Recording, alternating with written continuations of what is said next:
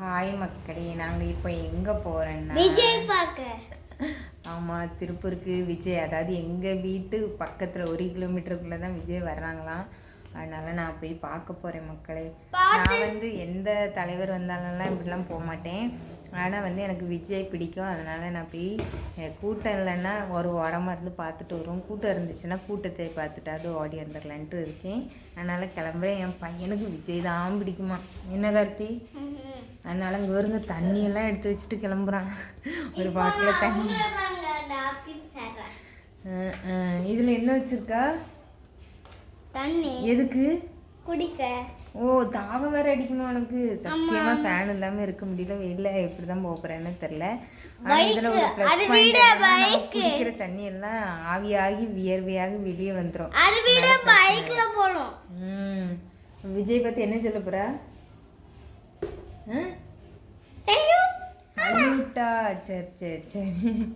என்னோட ஹஸ்பண்ட் இப்போ நான் உட்காந்துருக்க கடையில் தான் முதல்ல வேலை பார்த்துருந்தாங்க. இது ஒரு டிபார்ட்மெண்ட் ஸ்டோர், ஹோல்சேல் மளிகை கடை மாதிரி. அங்கே போய் நான் உட்காந்துக்கிட்டேன் சேஃப்டியாக. நாங்கள் போய் வெயிட் பண்ண இடம் பாண்டிய நகர்.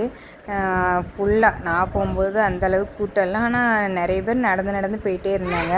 கொஞ்ச நேரம் ஆக ஆக கூட்டமாக ஆகிட்டு கரெக்டாக 5 மணி ஆகும்போது விஜய் பெருமாநல்லூரில் பேசிக்கிட்டு இருந்தாங்க. சரி, அடுத்தது இங்கே தான் அப்படின்ட்டு ரொம்ப ஆர்வமாக வெயிட் பண்ணிகிட்டு இருந்தோம். ஃபுல்லாக இப்போ ரோடு அந்த சைடு பூலுவப்பட்டி வர ஃபுல்லாமே கூட்டமாயிட்டு, இதுக்கு முன்னாடி உள்ள ஸ்டாப் ஃபுல்லாமே சரியான கூட்டம் பார்த்துக்கோங்க.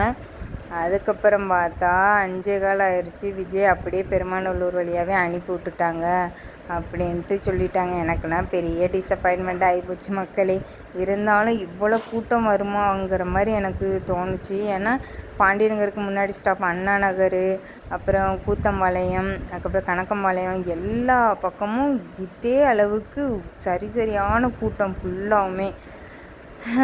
சரி, கூட்டத்தையாவது பார்க்கணுன்னு போனேன். கூட்டத்தை பார்த்துட்டு வந்துட்டேன் மக்களே. எனக்கு விஜய் சின்ன வயசுலேருந்தே பிடிக்கும். அதனால் ஒரு ஆக்டரை பார்க்கணுன்ட்டு போனேன். ஆனால் என்னால் பார்க்க முடியவில்லை. இருந்தாலும் கூட்டத்தை பார்த்து எனக்கு ரொம்ப பிரமிப்பாக இருந்துச்சு. பார்த்துட்டு வந்துட்டேன்.